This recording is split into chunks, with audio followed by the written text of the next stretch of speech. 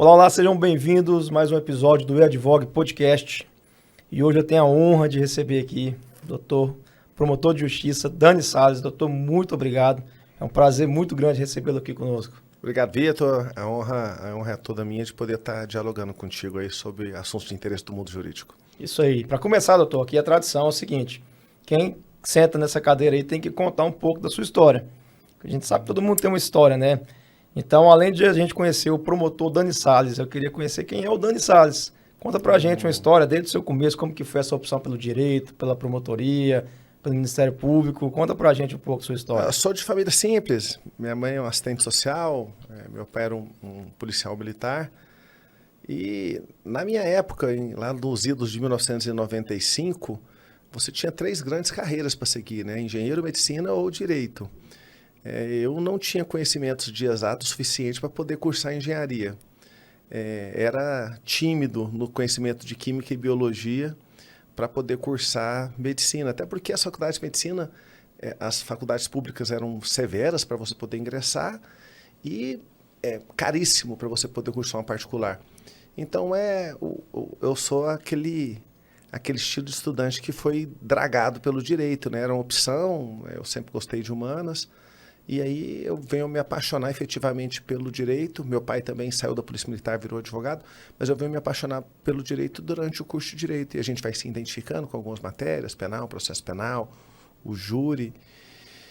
Então eu tive a sorte aí de logo após a conclusão do curso de direito no ano 2000 para 2001, em poucos meses eu já ingressei no Ministério Público do Estado de Tocantins. Fiquei lá por 4 anos, mas o desejo era retornar para Goiás enquanto promotor de justiça. Eu tinha até passado num concurso que pagava mais do que o Ministério Público, trabalhava menos, a carga horária é 4 horas dia, que era advogado da Assembleia Legislativa, um concurso muito cobiçado até hoje, porque são pouquíssimas vagas, e eu não voltei para Goiás como procurador da Assembleia, porque eu aguardei para que eu pudesse me submeter ao certame de promotor de justiça em Goiás. Dei sorte, mais uma vez, e retorno para Goiás, e desde então estou aqui exercendo a função de membro do Ministério Público no Estado de Goiás.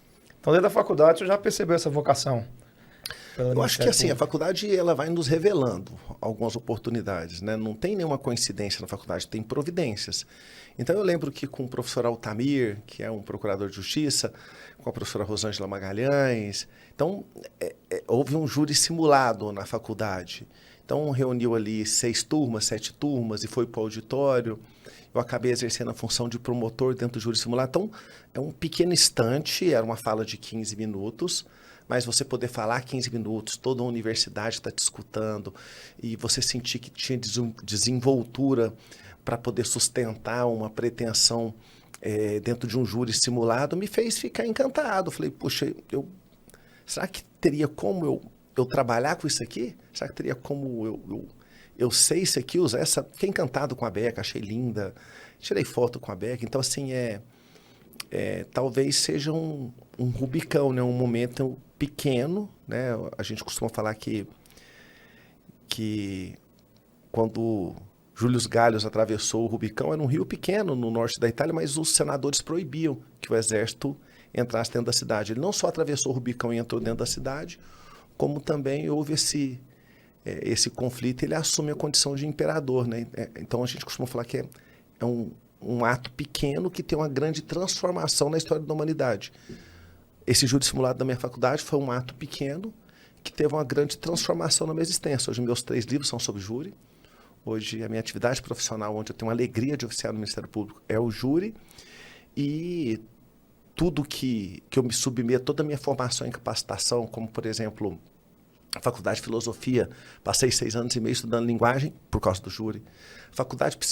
Doutorado em psicologia com aluno extraordinário, estudando análise do comportamento, sistema de tomada de decisão, pensando no júri. Quando morei na Europa fazendo um mestrado, compreendendo o júri.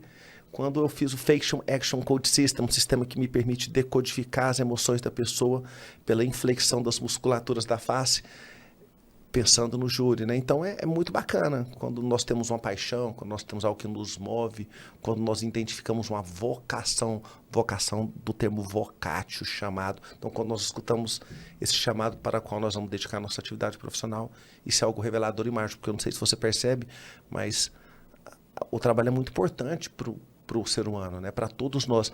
Nós dormimos aí 8, 10 horas por dia e desde a hora que nós acordamos, nós nos apetecemos na família, mas nós nos significamos no trabalho. Então, é muito ruim quando eu vejo que alguém trabalha com aquilo que não ama ou para aquilo que não foi vocacionado, para aquilo que não foi chamado pelos seus verdadeiros propósitos. Bacana, doutor. A gente percebe, o doutor Dani Salles hoje é uma referência, pelo menos para mim e para muita gente. Obrigado. E hoje o senhor está bem ativo nas redes sociais, né? Não sei desde quando, mas quando a gente fala em Ministério Público, principalmente em júri, o senhor sempre vem como uma referência justamente por demonstrar essa paixão, essa vontade mesmo de estar ali. E a gente sabe que o seu cargo é um cargo público, o senhor está ali defendendo a sociedade. Essa paixão que o senhor traz pelo trabalho, pelo júri, se a gente for entrar aqui num aspecto até pessoal, ela é mais realmente do trabalho ou o senhor em tudo que faz tem essa paixão, esse ânimo, essa vontade? Eu não sei te dizer porque eu não sei se eu tenho curiosidade para cada dia me tornar um tribuno melhor ou se a curiosidade propriamente me tem. Mas o que eu poderia te dizer é que é feito com muito amor. Então, por exemplo, quando eu tenho um julgamento, eu tive a oportunidade agora, eu fiquei em primeiro lugar para ser promotor do júri de Senador Canedo. Mas lá eu teria que fazer 3, 4 júris por semana. O meu júri é um júri gourmet. Eu não vou fazer 4 júris por semana. Então eu tenho um júri agora dia 8 do mês que vem. Eu começo a preparar o júri um mês antes. Né? O Decivan, que é ele é responsável pelas minhas mídias sociais, meu social media, veio no carro, eu estava escutando o depoimento das testemunhas, o interrogatório, eu escuto 3, 4, 5, 6 vezes, leio o processo 1, 2, 3 vezes. Você tem alguma avó que cozinha, um vô, um tio que cozinha bem ou não? Sim, Como tem. é a comida dele? É diferente de todas as outras. E por quê? Se é o mesmo ingrediente, por que é diferente? Talvez o amor, né? A paixão, o desejo. Então pronto, é isso que eu esperava escutar de você. Então quando nós amamos o que fazemos, então quando você... se você me acompanha nas redes sociais, como você acabou de obtemperar, você deve ver eu falar só de 3 assuntos lá.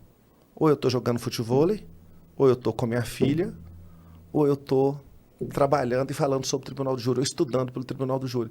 São as 3 coisas que eu amo. Então, o futevôlei é meu esporte, a minha filha é a minha existência, ela ressignifica tudo aquilo que eu sou, tudo aquilo que eu desejo ser. Então, se você me chamar hoje para ir numa festa, se você me liga sábado à noite para tomar uma cervejada num churrasco, eu tive uma semana tão plena, me ocupando com as atividades da minha filha, levando ela no inglês, no esporte, na ginástica olímpica, na escola, correndo para fazer um júri, estudando, aprendendo. Eu quero descansar. Então, assim, eu já tive uma existência boba, sabe? Onde, para mim, o importante era arrumar uma namorada da cintura fina e do quadril largo, ou tomar uma cervejada, ou viajar. E no duro, me parece que nós vamos amadurecendo, nós vamos aperfeiçoando os nossos propósitos, né? Então eu me sinto hoje muito mais completo, muito mais pleno, muito mais feliz. O significado que eu dou na minha vida são significados que eu sei que realmente fazem bem para mim, fazem bem para os outros e que me deixam ser mais sereno nas minhas atividades, né? Então acho que isso é muito importante. O grande problema de um jovem, e aí eu falo da jovem advocacia, do jovem promotor de justiça, daquele que está saindo da faculdade ou que está na faculdade, é que ele ainda não sabe o que alegra ele de verdade, né? Ele está fazendo vários testes na vida dele. Então, é como se ele tivesse um pouco perdido.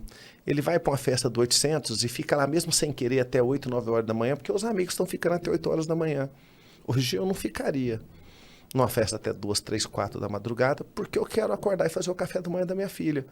E me parece algo muito simples, mas que não é fácil para um rapaz exercitar. Então, se eu fosse dar um conselho para alguém, é que ele pudesse identificar suas verdadeiras paixões, seu verdadeiro propósito. Você quer ter uma família? Mas nada disso para mim me veio assim como o sol se revela ao dia. Isso veio para mim pela revelação dos olhos da minha própria filha, né? Então a paternidade é algo importante. Elas nos convidam à maturidade. Bacana. E a gente trazendo então para esse aspecto aqui, falou sobre a gente talvez identificar algo que realmente ressignifica a nossa existência. A gente sabe que hoje talvez seja muito difícil a gente chegar em um momento da vida e falar, cara, hoje minha realidade vai passar a ser assim. Eu tô pronto para isso, acredita? É mesmo? Estou pronto para largar o Ministério Público e virar ADE, dedicação exclusiva na faculdade, exercer a docência, porque eu não vou deixar minha vida ser guiada pelo propósito de juntar um saco de moeda. Mas sabe, essa a vida não decisão- pode só ter coisas. Então, eu tenho o conforto de um salário de um promotor de justiça, a estabilidade do serviço público, mas eu me realizo muito na docência. Você sabia que hoje um professor numa faculdade federal, ele não pode ser promotor de justiça. Nós não vemos mais promotores de justiça nas universidades federais, porque lá ele tem que ser DE, dedicação exclusiva. Pensa um salto existencial. Você tem uma dedicação exclusiva para formar e educar futuros profissionais do direito depois de ter vivido tudo aquilo que eu vivi. Então, o que eu quero te dizer é que o meu Maktub, a minha jornada, um homem não atravessa o mesmo rio duas vezes. E quando Sêneca está dizendo isso, ele não está falando de homens e rios, ele está falando de experiências e propósitos. Então, nós temos que viver algumas coisas na vida da gente que nos transformem ao ponto de não ser possível viver essa experiência de novo. Então, o que eu estou tentando te explicar é que eu vivo o Ministério Público, eu me significo dentro do Ministério Público, mas se a qualquer instante eu sentir que eu devo guiar a minha vida por um novo propósito, por novas alegrias, por novos desafios, é isso que move os grandes homens. Mas eu quero entender o seguinte, em que ponto que é possível ter essa dimensão, tomar essa decisão de falar assim, ó, hoje o senhor tem uma plenitude no Ministério Público exercendo um cargo onde o senhor consegue atuar no júri. Isso. Em que ponto o senhor acha que dá para falar assim, cara, a partir de hoje isso aqui já não é mais para mim? Eu preciso seguir um outro propósito. O que eu estou tentando te explicar é que estar numa profissão tem que ser uma correlação de muita felicidade, de pertença.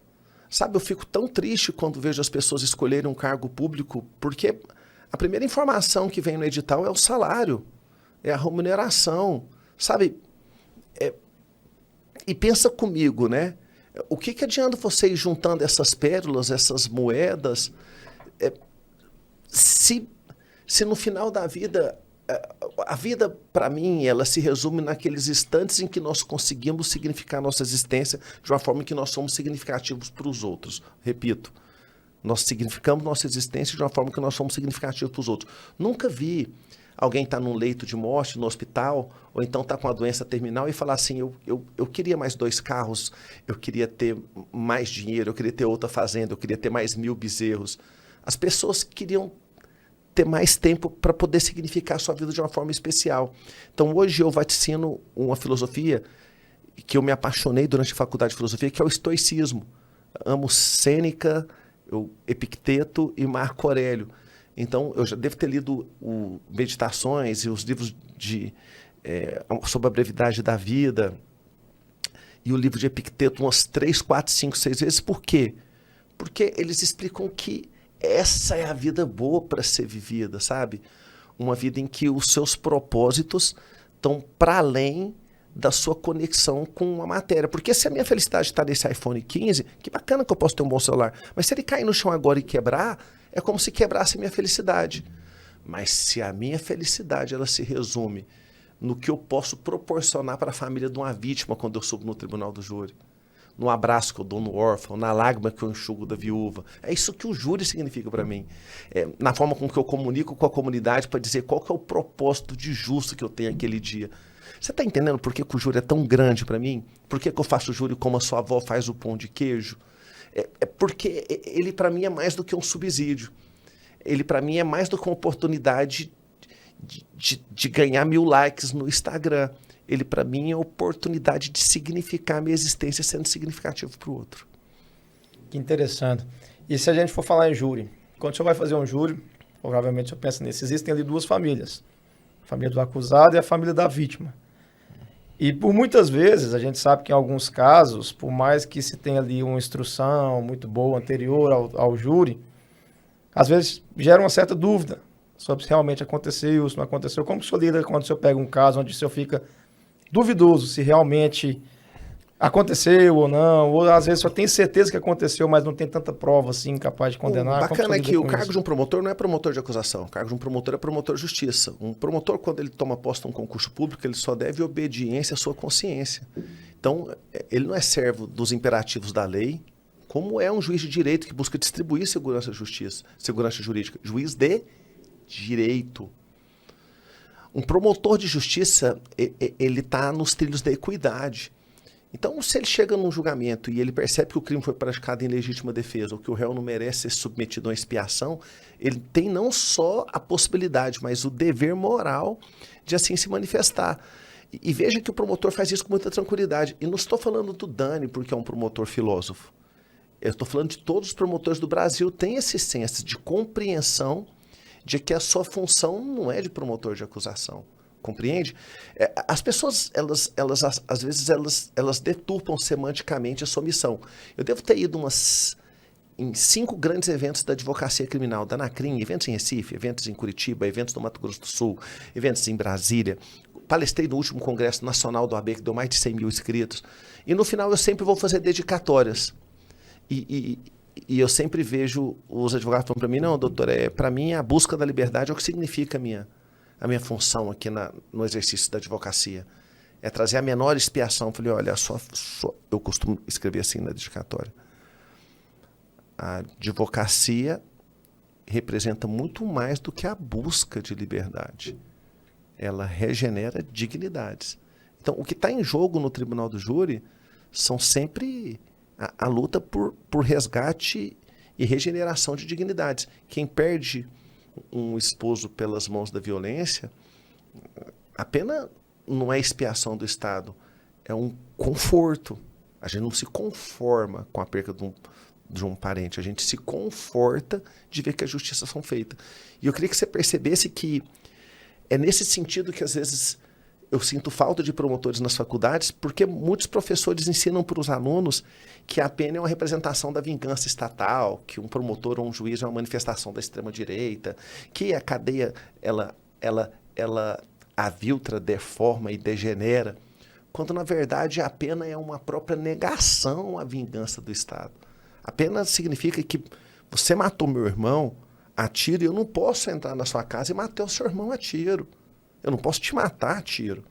Que vai advir uma reprimenda justa, proporcional, essa prévia lege, uma lei que foi elaborada previamente, e que ela vai se aplicar ao seu caso com todos os critérios de uma legislação penal. Ou seja, nós negamos a vingança privada na expectativa de que seja aplicada uma justiça pública. Nesse sentido, um promotor, um juiz do tribunal do júri ou criminal, ele é tudo, menos a representação de qualquer tipo de vingança ou de desejo de expiação. Bacana. O senhor acha hoje, vendo o senhor falar sobre júri, a gente fica até encantado também. A gente acaba apaixonando. Sabe como chamo isso ou não? Não. É porque se eu te perguntar o que é o júri, você vai falar para mim que é um julgamento popular, e que é um rito especial contido no Código de Processo Penal. E quando você começa a falar, como se o Google estivesse conversando comigo, eu sou um filósofo de formação acadêmica, licenciado pela Pontifícia Universidade Católica. Eu vejo a metafísica do júri. Então, eu não quero saber se ele é um rito. O que eu quero saber é o que ele representa para a sociedade. Então, as pessoas hoje têm aquilo que Zygmunt Bauman chamou de liquefação. A liquefação é quando a nossa relação com as coisas, com as pessoas e com os seres, elas são muito rasas. E a nossa correlação com as instituições, com o direito... Quando eu chego na faculdade e pergunto o que é direito, o aluno fala para mim que é um conjunto de leis que regulamenta as relações sociais dentro da sociedade. Então, o direito é um conjunto de leis que rege as normas que serão aplicadas dentro dos litígios, dos conflitos de interesse dentro da sociedade. Se for isso, em nome do direito, você já perseguiu os judeus, em nome do direito você já queimou mulheres porque elas eram inteligentes, chamando elas de bruxa, em nome do direito você matou 8 milhões de judeus acreditando numa soberania ariana. O direito não pode ser só um conjunto de leis que regra corretamente como se dissolve litígio dentro de uma sociedade. Porque o que o direito é, na verdade, é a aplicação do justo. O direito é a possibilidade que um estudante de direito tem de questionar a própria norma estabelecida pelo Estado. Porque a norma estabelecida pelo Estado, por vezes, representa a prevalência de interesses societários de uma classe dominante num determinado espaço-tempo. Então, veja só, né? As pessoas, se você perguntar para um estudante de direito, por vezes ele não consegue conceituar o que representa o próprio curso dele. A quimera do estudante de direito é compreender a justiça. Quantos estudantes de direito conseguiria conceituar o que é justo? Que o Piano fala que é dar a cada homem aquilo que é seu. Rui Barbosa diz que é tratar desigualmente os desiguais na medida da sua desigualdade. Então, a justiça é a parte mais bela do direito. Tanto é que eu acredito que o nosso curso não devia chamar o curso de direito, mas o curso de justiça.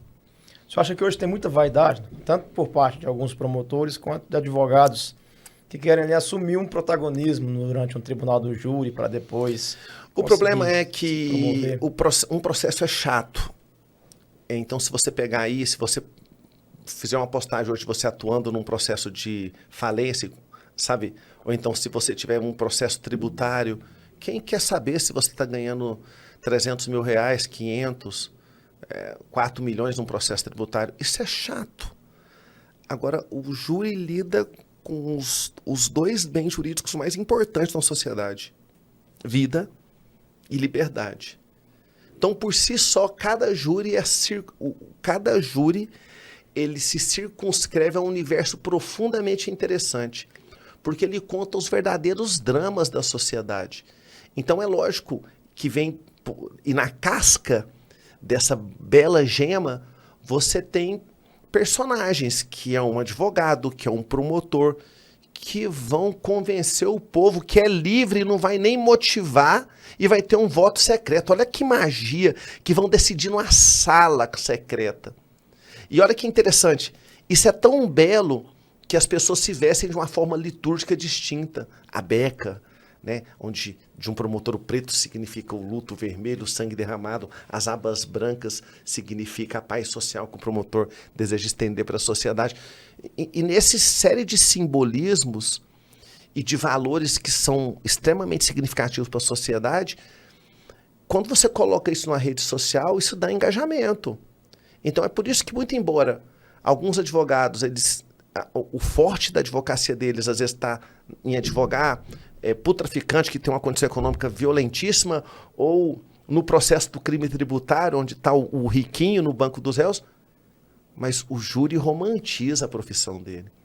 Então, muitos profissionais, por vezes, buscam o júri para poder, deixa eu utilizar uma palavra para que eu não seja grosseiro, bombar a sua advocacia. Mas quem buscar no júri uma forma de bombar a sua própria advocacia, ou se a relação dele for dessa forma liquefeita e superficial, ele não vai ter aquilo que a sua avó tem para fazer o pão de queijo, que é o amor no exercício do próprio ofício. A gente consegue identificar quando o profissional ama. Então, os melhores profissionais hoje, os melhores advogados criminalistas do tribunal do júri, são aqueles que gostam do tribunal do júri, e não que buscam o júri para poder lacrar sua advocacia. Não sei se alguém já te falou, mas a gente... o senhor dá uma aula conversando com a gente. Obrigado. Não estou puxando seu saco, não, mas é porque é difícil a gente ver hoje um profissional que traz, assim, uma essência mesmo para aquilo que faz. Porque hoje é tudo muito técnico, a gente tem realmente essa parte financeira, a gente quer muito seguir por um rito. A gente tem que fazer isso aqui porque isso aqui vai dar lucro. Isso. Vai dar visibilidade. Vai dar visibilidade. Mas é difícil a gente ver alguém que fala, cara, eu faço isso aqui porque eu amo. Eu amo, é uma plenitude. E realmente a gente percebe isso no senhor. Eu amo e eu tô pronto para abandonar. Então, para você ter noção, essa é a relação que eu estabeleço com a companheira, essa é a relação que eu estabeleço com a profissão, essa é a relação que eu estabeleço com meus bens. Por exemplo, agora eu quero morar numa casa. Só que eu moro num apartamento que eu sempre sonhei, que é na frente do Parque Flamboyant. Só que às vezes nós temos que abrir mão de algumas coisas para viver outras. Então eu estaria pronto para deixar de morar naquele apartamento para poder pisar na grama, para ter um Golden Retriever, para acordar domingo e fazer um churrasco para minha filha, para ver ela tomando um banho de piscina com as coleguinhas, para ver meus familiares almoçando comigo no domingo. O problema da vida é que as pessoas querem tudo. Elas não querem abrir mão de alguma coisa. Por exemplo, eu falo para você que meu sonho é ser DE. É ser professor. Eu quero ser professor universitário. Se eu não puder ceder na Faculdade Federal, eu vou dar aula no PUC, eu vou dar aula na Salgado, eu vou dar aula no Unip. Eu vou dar aula numa faculdade, mas não ganha legal. Sabe quanto ganha um professor para eles pegar hoje 2, 3 turmas? Não sei. Vai tirar 2, 3 mil reais. É quanto a babá da minha filha ganha. Você não pode pagar 2, 3 mil reais para um professor para ele ter 120 alunos, 180 alunos, corrigir 180 provas. Sabe, há algo de errado aí na forma que se remunera um professor de direito. Mas eu estaria pronto. Por quê? Porque minha vida não se circunscreve a dedicar uma atividade profissional para juntar moeda e nem para comprar coisas. E 2, por causa daquela política que eu te chamei de estoicismo. Né? No estoicismo, as pessoas acabam significando sua vida de uma forma que ela tenha significado para os seus verdadeiros propósitos. Agora, o que acontece hoje com um profissional? Ele quer ter dinheiro, ele quer fama, ele quer dinheiro e ele está pronto para se circunscrever dentro da atividade profissional aquilo que dê isso para ele. Independente dele ter vocação, dele ter paixão, dele gostar de exercer isso. E é por isso que as coisas não se encaixam com tanta naturalidade. Você compreende ou não? Sim, compreendo muito. Se você for movido por propósitos legítimos, se você for movido por um conatos, por uma força interna que realmente pertence às suas verdadeiras paixões, me parece que... Tem um cara chamado Deepak Chopra, ele fala que o universo move poderosamente pessoas, coisas e acontecimentos. E a lei com que o universo move... Ele está falando de Deus, dessa força regente. A lei com que essa força regente move as coisas é a lei da sintonia e da vibração. A vibração interna que cada indivíduo emana para o cosmos. Nós somos os nossos próprios deuses. A nossa energia, se eu acordo hoje vibrando, falo, vou vir num podcast, eu vou dialogar, vou poder comunicar, será que isso aqui vai alcançar 100 pessoas? Será que isso aqui vai alcançar 1000 pessoas? Será que eu vou poder falar da forma com que eu identifico a minha profissão? Será que eu vou poder falar que eu amo a docência? E aí o universo move poderosamente coisas, esse meu livro, pessoas, você, o Decivan, o pessoal da mesa de som e de vídeo. E o universo vai se conformando dentro da própria energia que eu emanei para o universo. A pergunta que eu faço é, que energia que você está emanando? Porque se você está prostituindo a sua existência em nome desse vil mental, desse sal que não tempera a terra, que é só dinheiro, o universo não vai mover os outros elementos que possam te trazer dinheiro de uma forma muito mais doce, mais generosa, mais gostosa, entendeu? E por que você acha que hoje as pessoas têm tanta dificuldade? Não sei se de encontrar o propósito ou se de viver o propósito. Por quê? Porque hoje as pessoas elas deixam os filhos... A sua pergunta é inteligentíssima. Sua pergunta é inteligentíssima. É porque os nossos avós viveram seus verdadeiros propósitos. O nosso avô gostava da moça do bairro do lado, ele andava 2 quarteirões para bater na porta da moça da casa. Falou, um dia eu vou casar com você. Nós vamos ter uma família. Então, sabe, os nossos avós, quando iam numa loja, existia 3 tonalidades de jeans que ele poderia comprar. Um mais claro, um bem preto e um jeans da cor tradicional. O mundo se tornou extremamente complexo e as redes sociais nos mostram uma infinidade de produtos. Se eu vou comprar um jeans hoje, eu tenho rasgado, eu tenho ele em 100, 200, 300, 400 tonalidades, eu tenho ele em 500 marcas diferentes. Escreve jeans, comprar no Google. E aí nós temos uma multiplicidade de coisas para comprar, de smartphones para ter, de viagem que a gente gosta. E esse ímpeto capitalista ele é fomentado pelas redes sociais. Não se iluda, o Instagram, o Facebook, o TikTok, o que ele quer no fim é te levar a uma cadeia de consumo. O que mantém, aqui não é de graça, você é um consumidor. No final de tudo aqui, ele está atento ao seu comportamento e interação com as redes sociais para te levar a consumir alguma coisa.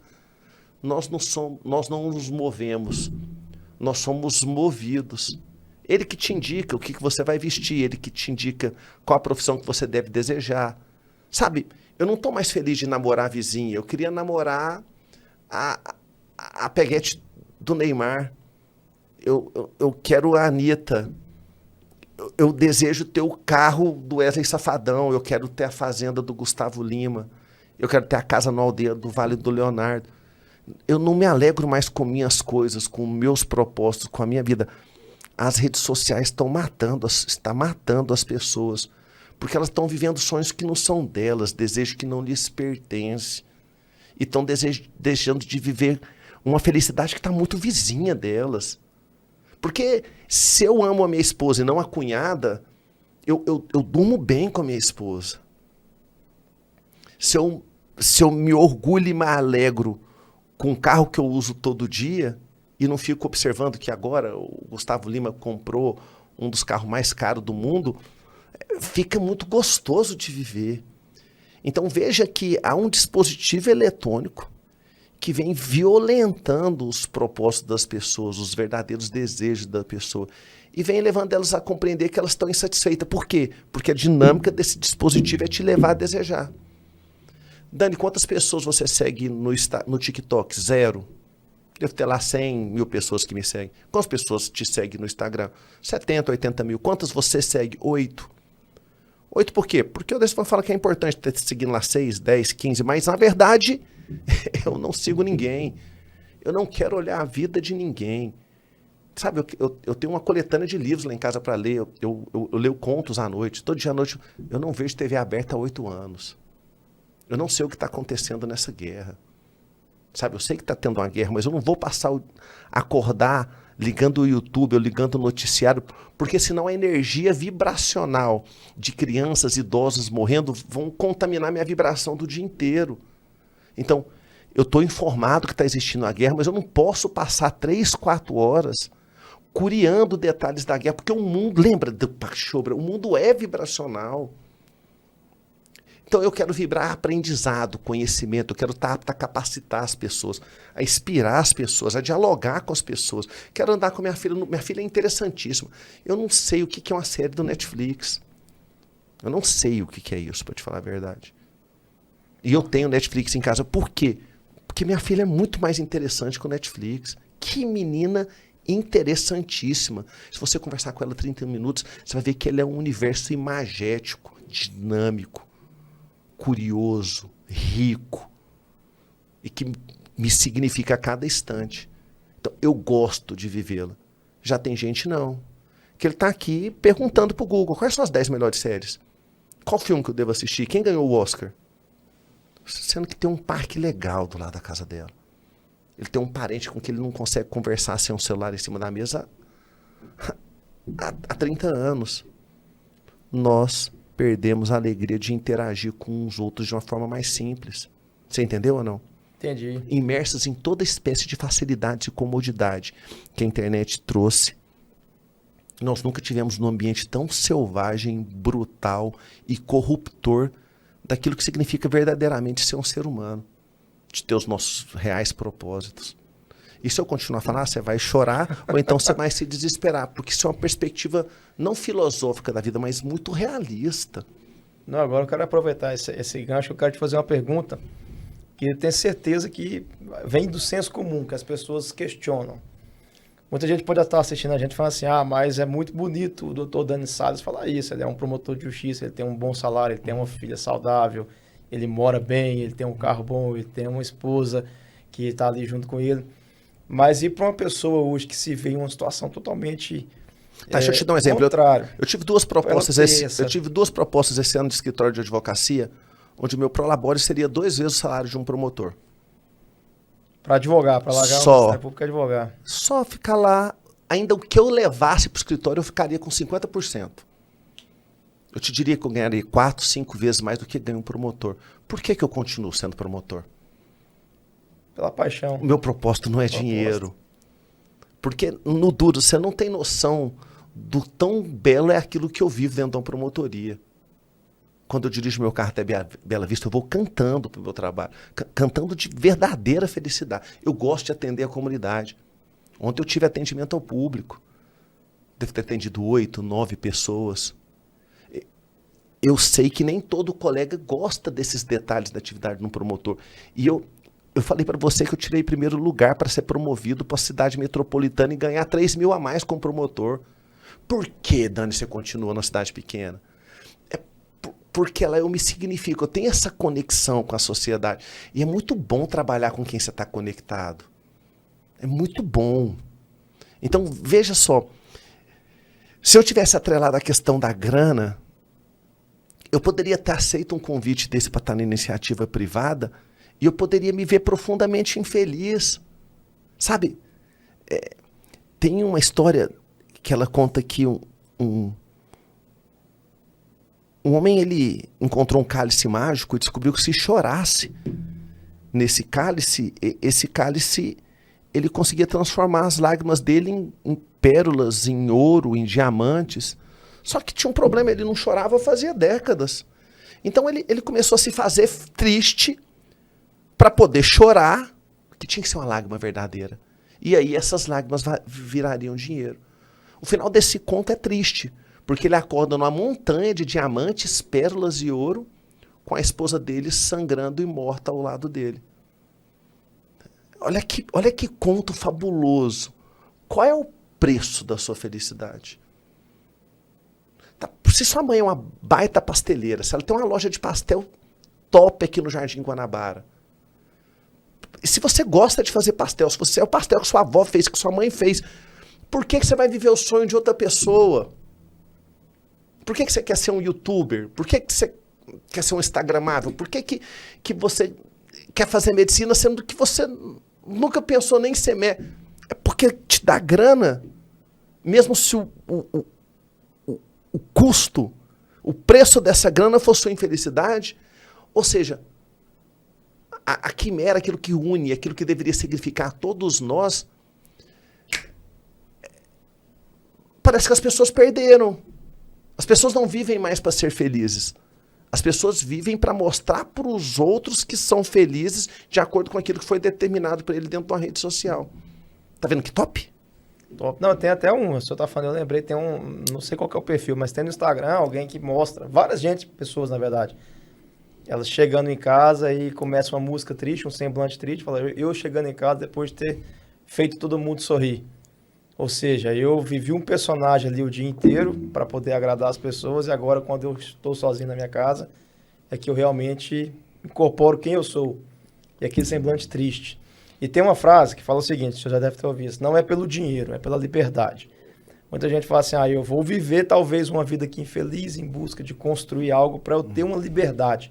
Você acha que essa liberdade, na verdade, é falsa? Se a liberdade é importante... Sim. Esse aqui é meu novo livro, chama Júri ou Jurado, escrevi nos últimos 6 anos. Ele é um livro que representa a forma com que eu vejo o Tribunal do Júri, porque você acredita que há 7, 8 anos eu escrevi um livro sobre persuasão. Eu achava que se eu fosse um mestre da persuasão, da retórica, eu seria um baita, um puta de um tribuno. E de repente eu fiquei pensando assim, em 2019, 20, eu falei, e se eu estudar sobre os grandes tribunos, os grandes oradores, pegasse um Winston Churchill, desculpa, e se eu pudesse identificar os atributos desse grande tribuno, compilar numa obra, aí sim eu poderia mostrar para os outros como ser um baita profissional dentro do Tribunal do Júri. Quando eu estava finalizando a faculdade de filosofia, e quando eu comecei a ser aluno extraordinário no doutorado de psicologia, eu percebi que o mundo é representacional. O mundo não é como ele é. O mundo é como nós o vemos. Lembra que eu te falei que quem está feliz fazendo um pastel junto com a mãe na loja e tem um marido bacana e tem uma filha saudável, se ele vê a magia de todos esses elementos, a vida dele é bela, linda, plena e completa. Porque ela não quer usurpar ou desejar o patrimônio ou a fama que a Anitta tem.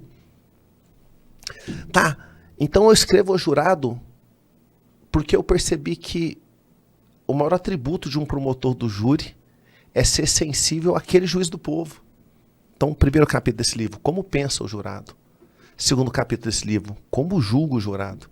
E o terceiro capítulo, eu ensino como construir narrativas para poder dialogar com esses jurados. Isso eu não aprendi nem na faculdade de filosofia, nem no doutorado de psicologia. Eu aprendi com os alunos de cinema e marketing. Por incrível que pareça, nós, juristas, somos péssimos em construir narrativa. Sendo que a vida, o mundo, o júri, um processo, é a arte de contar. Todos nós participamos de uma narrativa. Todos nós somos personagens de uma grande narrativa. Tá, mas a sua pergunta foi o seguinte, por que você está me contando isso, Dani? Liberdade é algo importante? Essa é a primeira página desse livro. E toda a primeira página do meu livro é dedicada à minha filha. Porque ela é mais importante do que as minhas obras. Ela é mais importante do que o meu ministério, o Ministério Público. Ela é mais importante do que os meus sonhos. Porque os meus sonhos se realizam nos sonhos dela sendo realizados. Você vai entender isso quando você tiver uma filha. Do jeito que você tem. Eu tenho 2 filhos. Ótimo. Então, quem beija a boca do seu filho adoça a sua. Quem faz seu filho feliz te torna. Quando você chega numa casa que seu filho é bem recebido, você quer permanecer na residência. Dani, o que isso tem a ver com a pergunta que eu te falei sobre se liberdade é importante? Eu vou ler para você, tá? É a primeira página do livro. Liz, a liberdade nunca é de graça. Na famosa narrativa de Aguiar,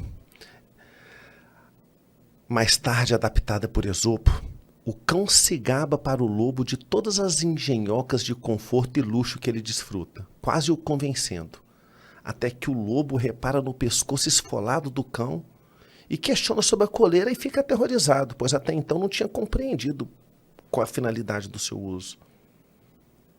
Então o lobo fala: amarrado, meu Deus, amigo, não te sigo e das tuas refeições eu não tenho inveja. O lobo fugiu e continua fugindo até hoje. Filha, faça o que quiser nessa vida, só não seja um cachorro debochando de um lobo. Essa é a mensagem que eu sei que talvez eu não possa estar aqui quando minha filha estiver cursando direito, ou fazendo o curso que ela quiser, porque ela é livre para escolher. Mas eu sei que ela vai ler isso, e ela vai falar: caralho, como liberdade era importante para o meu pai. Como eu ser livre era importante. Então ela não vai ser escrava de apetites financeiros, ela não vai ser escrava dos sonhos dos outros, ela não vai ser escrava de uma determinação de uma rede social, ela vai ser livre. Liberdade não é importante. Liberdade depois do valor vida é o bem mais significativo e fundamental que uma pessoa pode ter. Mas eu quero entender assim, eu achei brilhante isso aí. Só que às vezes a gente confunde, e o senhor como filósofo vai saber dizer muito bem, o que é de fato uma liberdade. Vamos trazer, por exemplo, um tribunal do júri. Pega um réu que foi julgado e foi absolvido. Numa cidade pequena, no interior. Ele foi absolvido daquele crime, porém ele ficou ali dentro da cidade mal visto, ele não consegue um emprego, ele não consegue viver em paz por toda a repercussão que teve, enfim. Ele de fato teve uma liberdade? Ou ele tem, entre aspas, uma liberdade que não é de fato uma liberdade, porque ele não consegue mais viver bem por tudo que aconteceu? Já cheguei... Teve um júri em Aricuns em que o filho matou o pai. Por causa de uma herança boba, de uma área que ele queria, um carro que o pai tinha, e contratou alguém para matar o próprio pai. Olha que absurdo. E nesse julgamento eu falei para ele: putz, é como se eu estivesse fazendo o julgamento de um morto-vivo. Ele era só arrependimento, ele era conselheiro tutelar, tinha um salário pacato, mas sabe quando sombras negras, quando você sente como se fosse uma atmosfera de tristeza habitando uma pessoa? Ele era vergonha. A família tinha ficado decepcionada com ele, a sociedade escandalizada. Como que um cara que recebeu 100, 200, 500 votos como conselheiro tutelar mata o próprio pai por causa de um lote, de um carro? E eu fiz uma proposta para ele. Falei para ele: ó, abre esse livro aqui e tem uma mensagem para você. E o livro era a Bíblia, estava escrito assim: conheça a verdade, ela vos libertará. Entregue a sua verdade, ela vos libertará. Filho, se você for absolvido aqui hoje, você vai ser liberto em corpo e aprisionado em alma. Você precisa pagar sua dívida com a sociedade. Você precisa pagar sua dívida com você mesmo. Você errou. Levanta agora e fala para esse júri, fala para esse grande júri que você deseja. Ele foi levantar, o advogado segurou no braço dele. Ou seja, né, ele percebeu que realmente não havia outro caminho. Então, sabe, a gente pode mentir para uma pessoa o tempo todo ou para muitas pessoas por algum tempo, mas nós não podemos mentir para nós mesmos. Então, há certos erros que nós cometemos, há certos desvios de caráter que nós temos, que um dia chega a hora da gente pagar essa dívida, para que nós resgatemos essa nossa liberdade. Porque já viu que há pensamentos que falam: putz, eu mandei mal com fulano. Como agora nós estamos em eleição na Associação Goiana do Ministério Público, recebi a ligação de um candidato. E ele já teve uma promessa corrompida, um momento em que ele faltou com a verdade comigo. E ele estava um pouco envergonhado de me ligar para pedir meu voto de novo. Eu falei para ele, deixa eu te contar uma coisa, eu sei que você está com essa voz embargada e envergonhada, porque isso que aconteceu há 7, 8, há 10 anos. E foi uma das melhores coisas que aconteceu na minha vida. Mas se eu te contar uma coisa, o que eu não quero na minha vida é guardar mágoa e desalinho com ninguém. Com ninguém na minha vida. Então eu queria te falar que você pode contar com a minha compaixão, com a minha fraternidade, que eu vou te ouvir com todo carinho e que eu quero te tratar como um colega pelo resto da minha carreira. É porque assim, nos libertando de rancores, de invejas, de mágoas, que nós nos fazemos livre. O rancor é algo que mata muito mais quem sente do que quem é o objeto desse seu agouro, né? Então, nós somos livres quando estamos felizes. Nós somos livres quando se você entra hoje no supermercado e está levando um sabonete escondido no bolso, a gente chega em casa e olha para o sabonete olha para a gente. E há esse diálogo interior, sabe? Você sabe que causou prejuízo a alguém. Sabe? Você sabe que está com aquilo que não é seu. Olha o conceito de justiça de Upiano, dar a cada homem aquilo que é seu. Então, nós somos felizes quando nós nos apropriamos daquilo que é nosso, quando nós significamos nossa vida em busca daquilo que nos faz verdadeiramente felizes. Então, liberdade tem muito a ver com felicidade. Interessante. Assim, a gente... Mas você não me chamou para um podcast de direito? Pois é, mas como que fala de direito? A gente pega uma linha, porque eu acho que isso aí... É maior que o direito. É muito. É muito assim, maior que o direito. Eu tenho algo que eu guardo para mim, que eu escutei na época de faculdade, do Cacai. Ele falou, cara, numa entrevista, uma entrevistadora perguntou, mas como que você faz para conseguir desenvolver tudo? Ele falou, não, eu leio poesias. Eu não leio direito. E eu vejo que o direito não é direito, na verdade, não é só o direito. Isso tem vai muito além, só que a gente fica... É muito complexo da gente entender. Eu acho que assim, o estudo da filosofia vai ajudar muito. Eu amo os contos. Os contos têm uma forma metafórica de conversar com a gente. Cada conto traz uma grande lição, traz uma grande temática, traz uma angústia da humanidade, escolhendo alguns personagens para poder dialogar com você. Então, quando eu leio uma parábola, um conto, sabe, quantas vezes eu não vou dormir e acordo 3 da manhã pensando, putz, que eu estou entendendo o que é essa história. Sabe quando você vê a Cinderela? É uma história boba, mas ela teve tanto... Por que tu não botou veneno no café daquela madrasta, no chá da madrasta? Por que ela não sentou a mão na cara das irmãs, né? Por que ela foi maltratada, açoitada? Por que ela foi feita como se fosse de escrava, de faxineira, e sempre judiada? Por que ela nunca... E o final do conto, ela casa com um príncipe. É porque o conto fala que vale a pena ser bom. Sabe, nós estamos com o paradoxo do Zé Carioca. A gente acha que quem for mais malandro leva melhor, quem for mais esperto para poder trapacear. Mas não. Sabe, no fundo, as pessoas que são verdadeiramente felizes são as pessoas boas. Quem vence pela malandragem, quem acaba prosperando às custas da desgraça dos outros, ela não tem uma das espécies de paz que é mais significativa e importante, que é aquilo que nós chamamos de paz interior. No duro. Eu não quero prosperar tomando nada de ninguém. Você nunca me viu falando mal de um colega de profissão. Você nunca me viu num podcast falando mal de um advogado. Ou na minha rede social. Dani, por quê? É porque não vai ser falando mal de alguém que eu vou conseguir subir um degrau dentro da minha existência ou alimentar qualquer tipo de vaidade ou pretensão umbilical individual.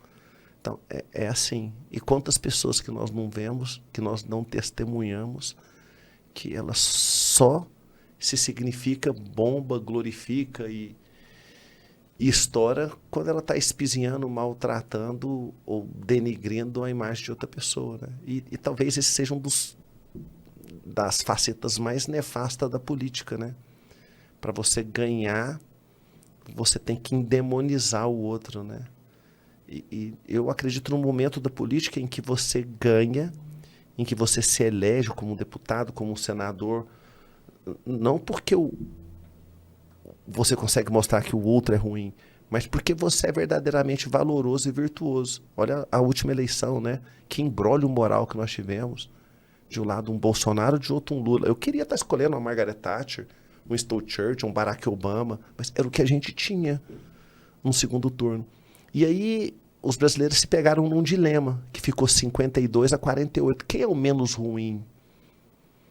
Quem é o menos ruim? Será que nós não vamos viver um momento em que... E a culpa disso muito é do financiamento partidário, né? Quem escolhe quem vai ser os candidatos são os partidos. Nós não temos ali aquele cara do bem, sabe? Que pensa na sociedade, tendo a oportunidade de candidatar. Uma, porque ele não tem dinheiro. E duas, porque o dinheiro do fundo partidário é pro filho do senador, pro filho do deputado, pro apaziguado do partido. E assim a política vai cada vez mais se tornando seara de pessoas que têm pouca conexão com as aspirações societárias, né? E por isso que cada dia mais as pessoas falam de política como se estivesse falando de algo agorento, sendo que poderia ser algo belo, tá vendo? Então, as coisas são simples, mas quando nós compreendemos ela metafisicamente, nós vamos percebendo tão como elas são complexas, né? Muito. É muito interessante. E voltando para o jurídico, como o senhor tem tempo? O Ministério Público, futevôlei, filha, escrever livros, como o senhor consegue Prioridades. Então, número 1, não vejo TV aberta. Número 2, eu não... Se você hoje mandou uma mensagem para mim no Instagram, em regra, quem vai te responder é o Decivan, o meu gestor de rede. Ele tem 10 frases. Obrigado, fico grato. Aí, quando é uma mensagem com intimista, ou quando é algo que... Ele filtra. Eu recebo de 100 a 150 mensagens dia. Eu posso parar todo dia para ficar 5 horas no Instagram lendo 100 mensagens? Não. Então, algo que for... poxa, você precisa dar uma resposta. Olha aqui, alguém te segue. Putz, Dani, tem um rapaz que é de Manaus, já aconteceu, está em Goiânia. Queria pegar uma dedicatória no seu livro. Você teria como atendê-lo? Então, assim, se eu conseguir significar minha vida de uma forma... Tem pessoas que ficam de 4 a 8 horas dia na rede social. Depois ela vai fazer jogos online. Depois jogos de aposta de futebol, de vôlei. Depois ela quer ver televisão. Depois ela quer ver uma série no Netflix. Que hora que tu vive tua vida, meu irmão?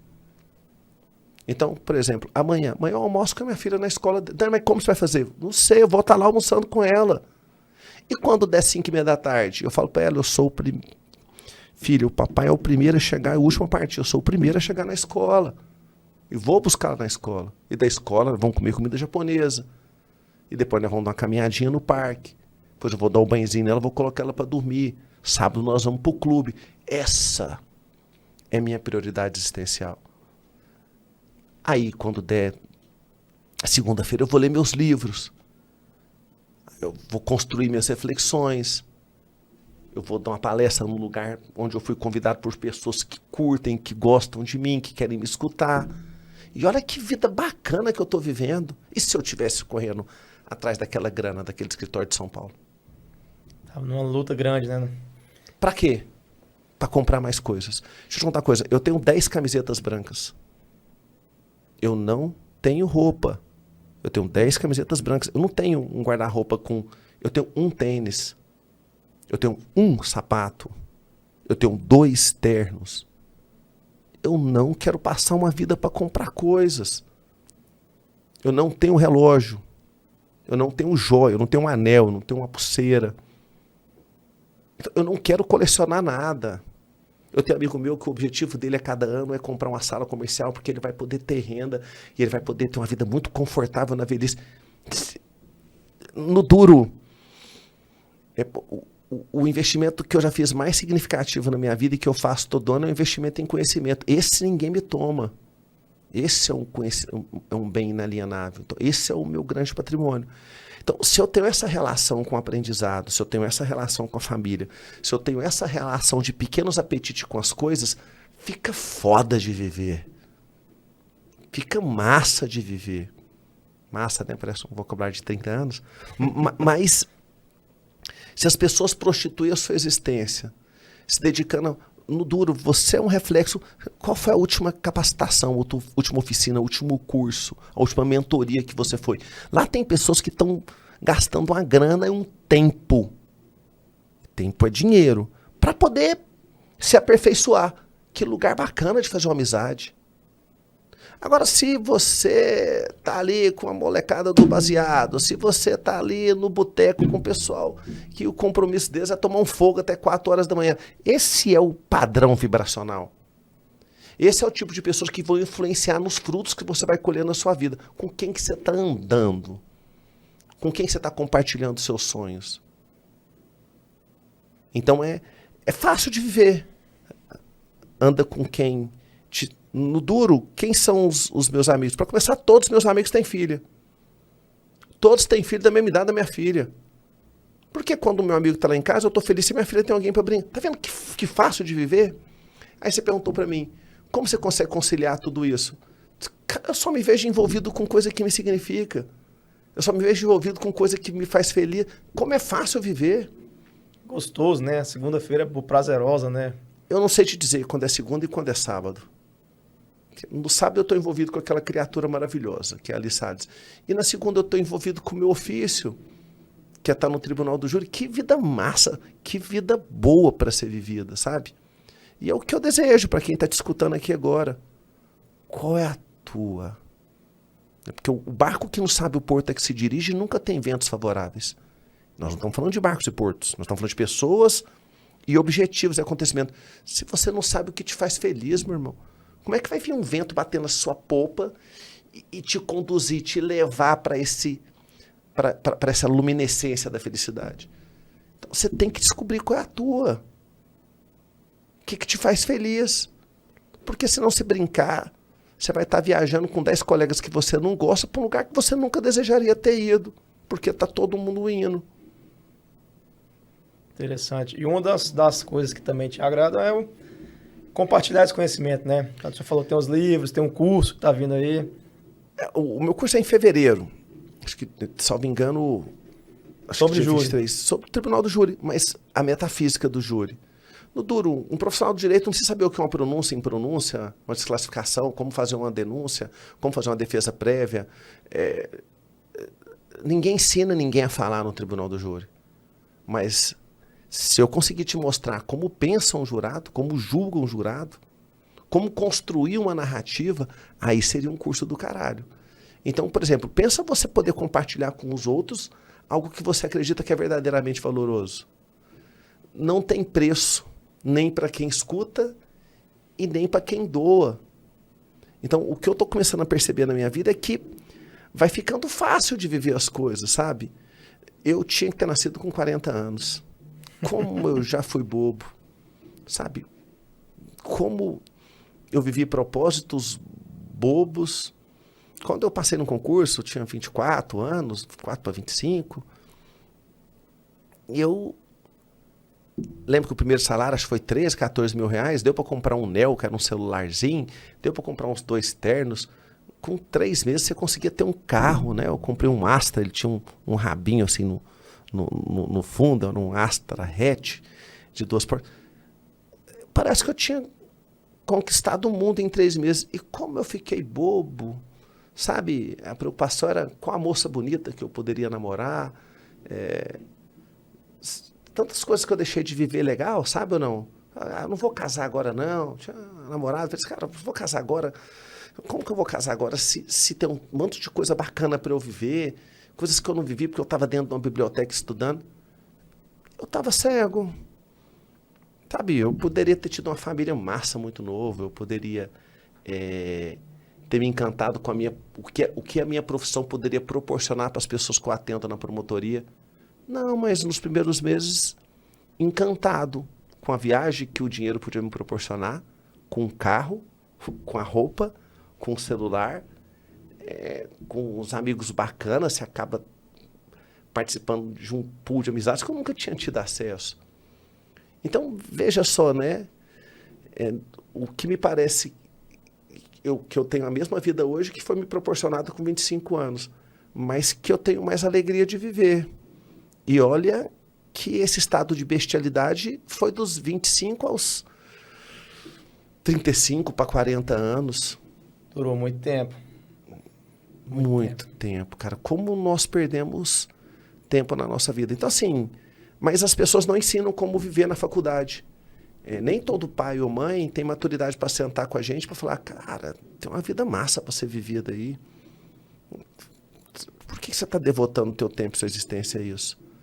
Então, acho que esse deveria ser os grandes novos diálogos. As pessoas devem ser convidadas a perceber como viver, com o que se envolver, com o que se alegrar. Porque senão, nós vamos testemunhar o que nós estamos testemunhando hoje. Olha as pessoas caminhando no shopping. Sabe, as pessoas perderam aquele padrão vibracional de quando você via elas caminhando numa praça, lembra ou não? Cumprimentando o outro, dialogando, se abraçando. Não tá, o mundo está energeticamente diferente, né? Muito. E por isso que, Dani, essa é a razão que eu te convidei, eu sou um advogado, convidei um promotor para um podcast jurídico. Por que nós falamos de tudo menos de lei e de direito? Porque a lei é pobre. Perto desses assuntos que nós tocamos, felicidade, família, encantamento com a profissão, exercer algo que você seja vocacionado, falar de lei é pobre. Talvez esse seja realmente o direito, né? Esse assunto realmente foi falar de direito. Esse deveria ser o primeiro período de uma faculdade. De 20 de cada 30 palestras que eu dou, as faculdades escolhem na aula magna para que eu fale sobre felicidade. Dani, vem aqui e fala sobre justiça e felicidade. Por quê? Porque elas identificaram que a evasão escolar ela era muito menor com a minha aula magna. Enquanto eles tinham uma média de 10% a 15% que abandonavam o curso, com a aula magna que tocava sobre esses assuntos, as pessoas conseguiam ver na faculdade um instrumento para ter uma vida mais feliz. Porque se a faculdade fosse só um instrumento para fazer dinheiro, a faculdade é um lugar muito pobre. Mas se a faculdade é um instrumento, me dá uma maturidade para que eu tenha uma vida mais feliz, a faculdade é o lugar mais rico que poderia existir. Tá vendo que top, que diálogo foda. Demais. Doutor, o tempo passou voando, né? Já deu aqui a hora. Sim, o papo foi interessantíssimo. Eu fiquei aqui com a cabeça que acho que nem vou dormir hoje. Deixa eu falar a verdade, no final desse diálogo dá vontade de viver. Sim, com certeza. Não dá vontade de chegar em casa agora e abraçar seus filhos? De abraçar tua mulher? Deixa eu te contar uma coisa. Se eu tivesse a maturidade que eu tenho hoje, quantas pessoas bacanas passaram na minha vida? Dani, por que você não procura uma amizade bacana que passou pela sua vida e que você não alimentou essa amizade com a relevância e seguindo? Às vezes uma namorada que você teve. Porque o homem não atravessa o mesmo rio duas vezes. Nós temos que ter maturidade para ver as coisas que passam na vida da gente. É difícil resgatar uma água que passou.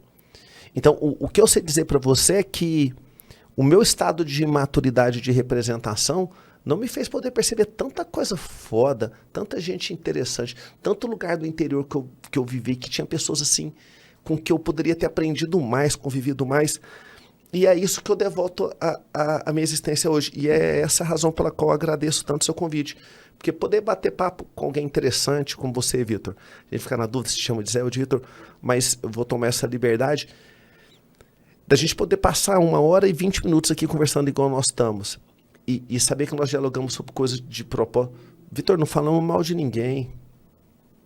Nós viemos num podcast aqui, nós não precisamos levantar uma treta para que a audiência possa continuar a estar com a gente. Esse é o tipo de diálogo que eu quero estar imerso. Os meninos me fizeram um convite semana passada de uma liga acadêmica para poder falar sobre advocacia privada versus carreiras públicas. E eu mandei uma mensagem de 8 linhas para ele. Falei, olha, eu queria te fazer uma ligação, mas eu não vou saber te explicar isso pela oralidade. Então eu vou te escrever. Eu não participo desse versus aqui. Essa situação de litígio, advocacia contra promotoria, são duas carreiras que coabitam harmonicamente na Constituição. Quando você vê um promotor maltratando um advogado às vezes exasperando e xingando um servidor público, isso é das imperfeições humanas. Não há, sabe ou não? Então, assim, você querer dizer que isso é da advocacia, isso não pertence à advocacia. Que isso pertence ao Ministério, não pertence ao Ministério, que isso pertence à magistratura, não pertence. Então, veja que bonito, né? São as imperfeições humanas que tornam imperfeitas as relações.